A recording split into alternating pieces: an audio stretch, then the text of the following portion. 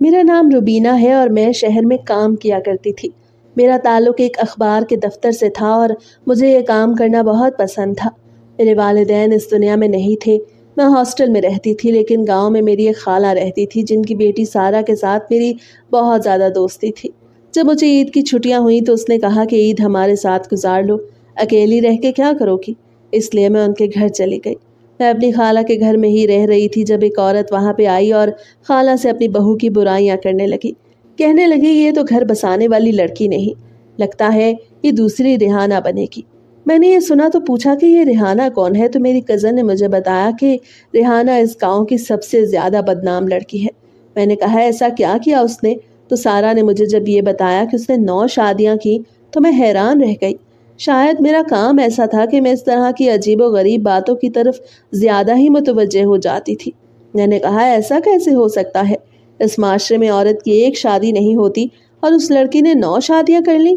تو میری کزن نے کہا کہ اس کی کہانی تو پورے گاؤں میں مشہور ہے، آگے پیچھے کوئی نہیں ہے، اکیلی رہتی ہے۔ میں نے کہا کیا میں اس کا انٹرویو لے سکتی ہوں؟ میری کزن نے کہا اس کا تم نے انٹرویو لے کے کیا کرنا ہے؟ میں نے کہا تم نہیں سمجھو گی، مجھے کسی طرح اس سے ملوا دو۔ میری کزن کا کہنا تھا کہ اگر امی کو پتہ چلا تو ہم دونوں کو جان سے مار دیں گی وہ۔ میں نے کہا پتہ نہیں چلے گا، اور اگر پتہ چل گیا تو کہہ دینا کہ میں نے ضد کی تھی۔ ہم دونوں برقع پہن کر گھر سے نکلے تو خالہ نے دیکھ لیا۔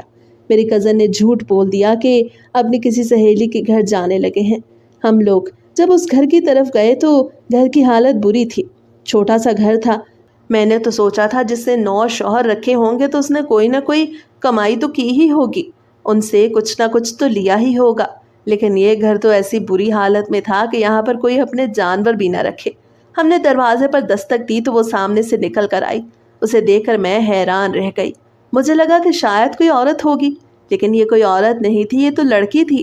اس کی عمر زیادہ سے زیادہ بھی 26 یا 27 سال ہو سکتی تھی، دبلی پتلی سی۔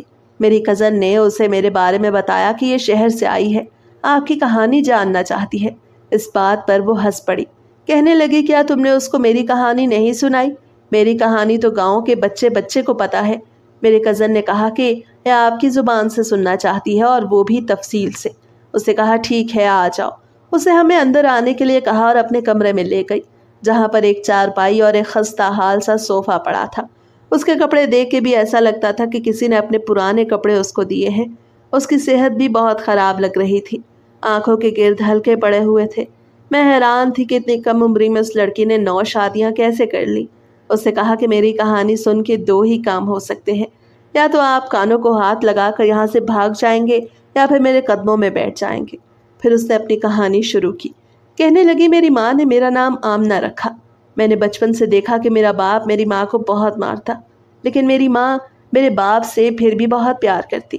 وہ کہتی کہ مرد اگر کسی عورت کو مارتا ہے تو وہ بھی پیار میں مارتا ہے، اس لیے مجھے میرے ماں باپ کی لڑائی جھگڑے اور روز کی مار پیٹ بالآخر نارمل لگنے لگی۔ میں نہیں جانتی تھی کہ وہ مجھے الٹی سیدھی باتیں سکھا کر اپنے جیسا بنا رہی تھی، اور ایسا ہی ہوا۔ جب بہت کم سن تھی، جب مجھے یہ بھی نہ پتا تھا کہ شادی کیا ہوتی ہے، تب میری پہلی شادی کروا دی گئی۔ وہ میرے باپ کا دوست، اس کے ساتھ میرا باپ جوا کھیلتا تھا۔ میری ماں نے میرے باپ سے پوچھا کہ تو اپنے دوست کے ساتھ اپنی بیٹی کا نکاح کروا رہا ہے، کہیں اسے جوئے میں تو نہیں ہار گیا؟ میرے باپ نے قسم کھائی اور کہا میں پاگل ہوں جو اپنی بیٹی کو داؤ پہ لگا دوں گا، ایسی کوئی بات نہیں۔ بڑا امیر آدمی ہے، اس کی بیوی مر چکی ہے، اگر اس کے گھر چلی جائے گی تو ہمیشہ خوش رہے گی۔ میں خوش تھی کہ مجھے دلہن بنایا جا رہا ہے، نئے کپڑے مل رہے ہیں، جبکہ مجھے یہ نہیں پتا تھا کہ میرے ساتھ کیا ہونے والا تھا۔ اس آدمی کے ساتھ میں 1 سال رہی، اور 1 سال کے اندر میرا باپ اس دنیا سے چلا گیا۔ میری ماں بالکل اکیلی ہو گئی۔ میرے شوہر نے کہا کہ تمہاری ماں کو بھی اپنے گھر میں رکھ لیتے ہیں، وہ اکیلی وہاں رہ کے کیا کرے گی؟ مجھے اور کیا چاہیے تھا؟ میں نے کہا بالکل ایسا ہی کرنا چاہیے۔ ماں بھی ہمارے ساتھ رہنے لگی، لیکن ایک دن میں نے ایک ایسا منظر دیکھا کہ میں آج بھی اس منظر کو سمجھ نہیں پائی۔ میری ماں نے ایک صبح اچانک سے خودکشی کر لی۔ مجھے آج تک ماں کی خودکشی کی وجہ سمجھ نہ آئی۔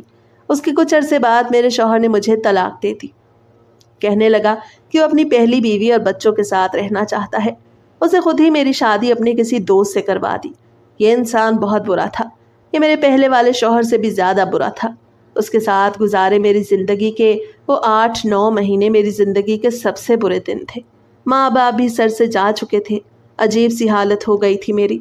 पता ही नहीं चलता था कि जो मेरे साथ हो रहा है वो सही है या गलत। उस शख्स ने भी मुझे कुछ अरसे के बाद छोड़ दिया। रिहाना की अभी तक की कहानी सुन के तो मुझे बहुत ज़्यादा अफसोस हो रहा था। मैंने उसे देखा, वो कोई बहुत ही ज़्यादा हसीन खूबसूरत लड़की नहीं थी कि शायद अब उसका हुस्न ख़त्म हो गया था। मैं भी एक आम इंसान हूँ। जब मैंने सुना कि इस औरत ने 9 शादियाँ की तो मैंने ये सोचा कि बहुत ज़्यादा खूबसूरत होगी, मर्दों को अपने इशारों पर नचाने का हुनर जानती होगी, या फिर इतनी ज़्यादा हसीन होगी कि उसे देख के कोई भी उससे शादी करने को तैयार हो जाता होगा। लेकिन ये तो एक नॉर्मल लड़की थी जिसकी शक्ल सूरत बदसूरत नहीं थी। आप उसको ऐसे कह सकते हैं कि वो एक वाजिबी शक्ल की अच्छी लड़की थी, लेकिन उसमें ऐसा कुछ भी खास नहीं था कि वो किसी को अपने इशारों पर नचाती। अभी तक तो मुझे यही लग रहा था, और जो उसने कहानी अभी तक सुनाई थी उसमें तो वाकई उसके साथ बहुत बुरा हुआ था। उस दूसरे शख्स ने भी मुझे छोड़ दिया, और जब मेरे पास रहने के लिए कोई भी जगह न रही तो उसी के घर में काम करने वाले एक ड्राइवर ने मेरे साथ निकाह कर लिया। उसे कहा, आपको दूर दूर से देखता रहता था, आप मुझे बहुत अच्छी लगती थी। अगर आप मेरे साथ चले तो मुझे बड़ी खुशी होगी। मैं आपके साथ निकाह करना चाहता हूँ। मेरे पास रहने का कोई ठिकाना नहीं था, इसलिए मैंने भी हाँ कर दी। ये शख्स बहुत गरीब था, उसके पास ज़्यादा पैसे नहीं थे, लेकिन ये मेरी इज्जत भी करता था और मेरा ख्याल भी रखता था। और उसी के साथ शादी करने के बाद मैं पहली दफ़ा हामला भी हुई, लेकिन मेरी उम्र कम थी और सेहत अच्छी नहीं थी, इसलिए मेरा बच्चा इस दुनिया में आने से पहले ही इस दुनिया से चला गया। मुझे बहुत अफसोस हुआ, लेकिन डॉक्टर का कहना था कि आपका जिस्म अभी इस काबिल नहीं कि आप बच्चा पैदा कर सके। मेरे शौहर का नाम असलम था। यह अच्छा इंसान था।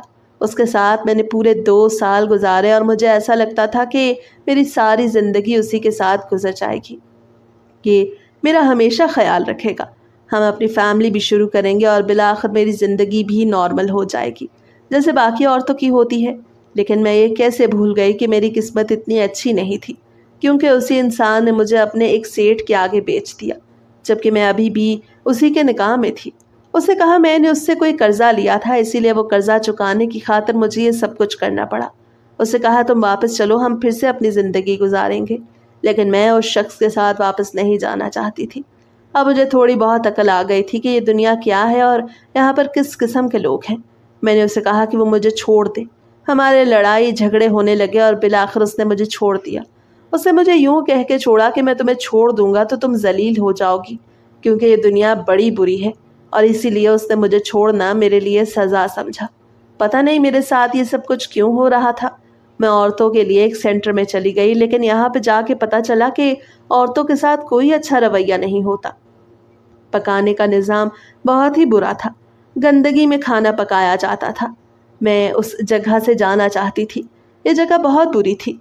मेरे नसीब में कोई खुशियाँ तो नहीं थी, लेकिन मैंने हमेशा साफ सुथरा खाना ही खाया था, क्योंकि मेरी शादी हमेशा अमीर लोगों से हुई। जिस ड्राइवर से मेरी शादी हुई उसको भी खाने पीने का बहुत शौक था। मुझे यहाँ पर ऐसे लगता जैसे हमारे साथ जानवरों से भी बुरा सलूक किया जाता है, लेकिन और तो कोई मसला नहीं था, पर यह ज़िंदगी भी अच्छी नहीं थी। कुछ औरतों के यहाँ से शादी भी करवा दी जाती, उनके लिए रिश्ते आते और कुछ लोग यहाँ से उनको ले जाया करते। ऐसे रिश्ते बिल्कुल भी अच्छे ना होते थे, क्योंकि यहाँ से औरतें ले जाने वाले बहुत ही ज़्यादा चालाक और अपना कोई फ़ायदा सोचने वाले होते थे। उनको औरत इसलिए चाहिए होती थी कि या तो किसी की 4 बच्चे होते थे तो वो यहाँ से औरत ले जाता कि घर में औरत आ जाएगी तो बच्चे को संभालेगी और उसके साथ निकाह में भी आ जाएगा, या फिर कोई इस तरह का मर्द जो बहुत बूढ़ा हो चुका होता, या उसे कोई और रास्ता न मिल रहा होता, या कोई बदनाम ज़माना आदमी होता। उस सेंटर में इस तरह के लोग आते थे। यहाँ पर ऐसे ही रिश्ते आया करते थे। मैं जाना चाहती थी, पता नहीं क्यों मेरा दिल नहीं लग रहा था।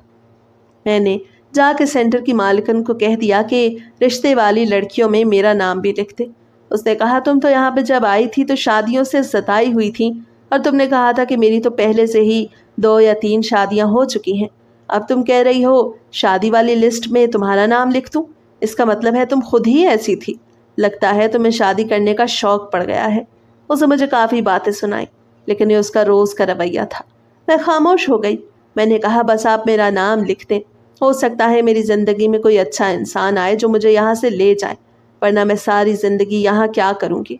उसने कहा बात तो तुम्हारी ठीक है, तुम्हारी उम्र भी इतनी ज़्यादा नहीं, अगर किसी से शादी हो जाएगी तो घर बन जाएगा तुम्हारा। अपनी पुरानी जिंदगी के बारे में मत बताना और अपनी जिंदगी के बारे में सोचना। लेकिन पहले ही बता रही हूँ, किसी शहजादे की उम्मीद ना रखना। यहाँ पर शहजादे बीवियां लेने के लिए नहीं आते, ये बात याद रखना। मैंने कहा, मेरी जिंदगी में तो पहले भी कोई शहजादा नहीं आया था, लेकिन जो भी अल्लाह ने मेरे लिए सोचा होगा मैं उससे राजी हो जाऊंगी। तकरीबन 2 महीने के बाद उसने मुझे लड़के के बारे में बताया। उसे कहा कि 11 लोगों का खानदान है, 5 देवर होंगे तुम्हारे और 3 नंद, और घर में काफी सारे काम हैं। उनको घर के कामों के लिए कोई लड़की चाहिए और अपने बड़े बेटे से तुम्हारी शादी करवाएंगे, जिसकी पहली शादी हुई थी लेकिन बीवी मर गई। यहाँ पर तो इसी तरह के रिश्ते आते थे। उस रिश्ते में अच्छी बात यह थी कि लोग अच्छे खासे अमीर थे और मुझे सोने का सेट और थोड़ा बहुत सामान देने पे भी राजी थे। मुझे उस औरत ने कहा कि यहाँ पर यह सबसे अच्छा रिश्ता समझा जा रहा है। तुमने मुझे कहा था, इसलिए मैंने तुम्हारा नाम लिया। ज्यादा सोचो नहीं और हाँ कह दो। मैंने भी हाँ कह दिया और मेरी उस खानदान के सबसे बड़े बेटे से शादी हो गई, जिसका नाम नवीद था। 1-2 दिन तक तो सब कुछ ठीक था, लेकिन बाद में पता चला कि शादी तो मेरी एक भाई से हुई थी, लेकिन दुल्हन में सारे भाइयों की थी। यानी मेरी जिंदगी में अभी तक 8 मर्द आ चुके थे। ये वक्त, ये जिंदगी अब तक की सबसे बड़ी जिंदगी थी। एक बुरा ख्वाब जो ख़त्म नहीं हो रहा था। मैंने वहाँ पर पूरे 4 साल गुजारे। 4 साल मेरी अभी तक की ज़िंदगी के सबसे बुरे 4 साल थे। उसे कहा, मैं आप लोगों के लिए चाय बना के लाती हूँ, और वो उठ के बाहर चली गई। वो हमें इतने सारे राज बता चुकी थी कि उसका लहजा भी थोड़ा नरम हो गया था। जब वो कमरे से उठती तो मेरी दोस्त ने कहा कि ये झूठ बोल रही है, ये कहानी बना के सुना रही है। मैंने कहा कि ऐसा नहीं है। उसे कहा, तुम्हें कैसे पता? मैंने अपनी दोस्त को कहा कि मैंने अभी तक इसी तरह के लोगों को देखा है, उनके आंखों में सच्चाई है। मेरी दोस्त का कहना था कि सारे मोहल्ले वाले इसको बुरा कहते हैं, बदकिरदार कहते हैं, इसे जानबूझ के शादी की। मैंने कहा, अच्छा अगर उससे जानबूझ के शादी की हुई थी तो उसके बदले में उसको मिला क्या? एक औरत अगर किसी मर्द से शादी करती है और अगर उससे शादी की किसी मतलब के लिए की है तो वो मतलब दौलत या पैसा ही होता है। और अगर 9 मर्दों से शादी की तो फिर जाहिर है काफी सारी दौलत बनाई होगी। तो फिर कहाँ है सब कुछ? इस घर में कहीं से कोई भी चीज नजर नहीं आ रही इस घर में तो किसी जानवर को भी न रखा जाए और ये अकेली रहती है। जब बंदे के पास पैसा होता है ना, तो पैसा बोलता है। पैसे का अपना एक शोर होता है, वो आपको चुप करके बैठने नहीं देता। ऐसा नहीं हो सकता कि आपके पास पैसे हों और फिर भी आप उनको इस्तेमाल न करें। कोई ना कोई चीज इंसान लेता है। इस घर में देखो कुछ भी नहीं। जब वो चाय बना के लाई तो चाय भी निहायत पतली और काली किस्म की थी। कप आधे आधे भरे हुए थे और चाय के साथ भी वो कुछ लेकर नहीं आई थी। मेरी दोस्त ने मुझे देखा और इशारा किया कि वो मेरी बात से मुतमईन हो गई है। मुझे तो उस लड़की पे बहुत तरस आ रहा था। जब ये चाय रखने के लिए नीचे झुकी तो उसने अपनी कमर पर हाथ रख लिया। शायद वो बीमार भी थी या फिर उसके साथ कोई मसला था। देखने में तो बहुत ही ज्यादा बीमार लग रही थी। आंखों के गिर्द हल्के पड़े थे। अभी तक रिहाना की बताई हुई कहानी के मुताबिक उसकी जिंदगी में 8 मर्द आ चुके थे। मैंने उससे पूछा, क्या वो ठीक है? तो उसने कहा, अब ठीक ना भी हो तो क्या फर्क पड़ता है। हम लोगों ने चाय पी। मेरी दोस्त ने तो चाय को एक दफा मुंह लगा के वापस रख दिया, लेकिन मैंने उसका दिल रखने के लिए चाय को पूरी तरह खत्म किया। उसके बाद रिहाना ने बताया कि मेरी जिंदगी की मुसीबत यहाँ पे खत्म नहीं हुई थी, क्योंकि उसके बाद मेरी जिंदगी में वो नवा मर्द आया जिसने मेरी सारी जिंदगी बर्बाद कर दी। 4 साल तक उन सब के जुल्म सहने के बाद मैं वहां से भाग गई और रास्ते में एक ऐसे इंसान से मिली जो बहुत ही ज्यादा गरीब था और सड़क के नीचे एक छोटी सी झोपड़ी बना के वहां पे रहता था। उसे मुझे पनाह दिया और मैं उसके साथ वहीं पे रहने लगी। हम लोगों ने शादी भी कर ली और कुछ दिन गुजर गए। मेरी किस्मत में ये लिखा था कि मैं अपनी सारी जिंदगी उसी इंसान के साथ उस छोटी सी झोपड़ी में गुजारती और भीख मांग कर गुजारा करती। मुझे ये भी कबूल था, क्योंकि अब मेरे अंदर बचा ही क्या था। लेकिन कुछ दिनों बाद मेरी तबीयत बहुत ज़्यादा ख़राब रहने लगी। मेरे पेट की एक साइड पे बहुत ज़्यादा दर्द होता। मैंने उसको कहा कि मुझे किसी सरकारी हॉस्पिटल में ही ले जाए ताकि मेरा इलाज हो सके। वो मुझे हॉस्पिटल में ले गया और उसके बाद तकरीबन 1 हफ्ते के बाद मुझे होश आया। जब होश आया तो मेरे सामने की हकीकत मुझे परेशान कर गई कि उस शख्स ने किसी डॉक्टर के साथ कोई सौदा कर लिया था और मेरा एक गुर्दा बेच दिया। वो मेरे गुर्दे के पैसे लेके वहां से जा चुका था और जिस जगह रहती थी वो वहां पे भी मौजूद नहीं था। میری طبیعت خراب تھی تو مجھے 1 ہفتے کے بعد ہوش آیا اور ڈاکٹر نے کہا کہ میں کبھی ماں بھی نہیں بن سکتی اور میرے پاس زیادہ وقت بھی نہیں۔ اس کے بعد میں ان کے سرکاری ہاسپٹل میں پڑی رہی اور وہاں کے مالک نے مجھے کچھ پیسے دیے۔ اس نے کہا کہ تمہیں اتنے پیسے مل جایا کریں گے، تم یہاں سے جاؤ، کیوں تمہارا اس دنیا میں اور کوئی نہیں؟ لیکن تم پوری زندگی ہاسپٹل میں تو نہیں گزار سکتی۔ میں نے کہا کہ آپ مجھے پیسے نہیں دیں، میں یہاں کی صاف صفائی کا کام کر لوں گی، لیکن مفت میں پیسے نہیں لوں گی۔ اتنا سب کچھ ہو جانے کے بعد بھی اگر میری غیرت اب نہ جاگتی تو کب جاگتی؟ اس نے کہا کہ کوئی ضرورت نہیں، تو یہی سمجھنا کہ تم نے کام کیا ہے اور تمہیں اس کے پیسے مل رہے ہیں، اور میں سمجھوں گا کہ میری زکوٰۃ نکل جائے گی۔ وہ انسان اچھا تھا۔ اس نے میرے سر پر ہاتھ رکھا اور مجھے بیٹی کہا۔ اس کے بعد سے میں اس گھر میں رہتی ہوں۔ میں اس محلے میں واپس آ گئی کیونکہ یہاں میرے ماں باپ رہتے تھے۔ یہاں سب لوگ مجھے برا سمجھتے ہیں اور یہی میری زندگی کی کہانی ہے۔ اس نے 1 گھنٹے میں ہمیں اپنی زندگی کی کہانی سنا دی، جبکہ یہ سارا وقت اس نے 8-10 سال میں کاٹا تھا۔ یہ صرف وہی جانتی ہے۔ سارا کی سوچ بھی بدل گئی تھی۔ میں اسے کچھ پیسے دینے کا سوچ کر آئی تھی۔ میں نے اسے زیادہ ہی پیسے دے دیے اور اپنا نمبر بھی دیا اور کہا جب کبھی ضرورت ہو تو مجھے فون کرنا، میں تمہیں پیسے بھیج دیا کروں گی۔ تو اس نے کہا کیا آپ میری کہانی کو مرچ مسالے لگا کر دنیا کو سنائیں گی؟ میں نے کہا نہیں، میں صرف مسالہ لگا کر نہیں بلکہ حقیقت کی کہانی بنا کے دنیا کو سناؤں گی۔ جسے سمجھنا ہوگا وہ سمجھ جائے گا، جس نے نہیں سمجھنا وہ تمہیں غلط کہے گا۔ میں نے اسے تسلی دی اور کہا کہ وہ علاج کروائے۔ اس کی طبیعت واقعی بہت زیادہ خراب تھی۔ وہاں سے واپس آ کر بھی اس کے بارے میں ہی میں سوچتی رہی کہ بیچاری کتنی زیادہ بدقسمت تھی۔ 1 سال کے بعد میں واپس گاؤں آئی تو سب سے پہلے اسی سے ملنے کے بارے میں سوچا، لیکن جب سارا سے بات کی تو اس نے کہا کہ وہ اس دنیا میں نہیں ہے، وہ تو 4 ماہ پہلے ہی مر گئی تھی۔ اس کی طبیعت بہت زیادہ خراب تھی، کفن دفن کروا دیا گیا تھا۔ مجھے بڑا افسوس ہوا۔ میں نے کہا کوئی اتنا زیادہ بدقسمت بھی ہو سکتا ہے جتنی زیادہ وہ تھی؟ کیا قصور تھا ریحانہ کا؟ آپ کو کیا لگتا ہے، کیا قصور اسی کا تھا؟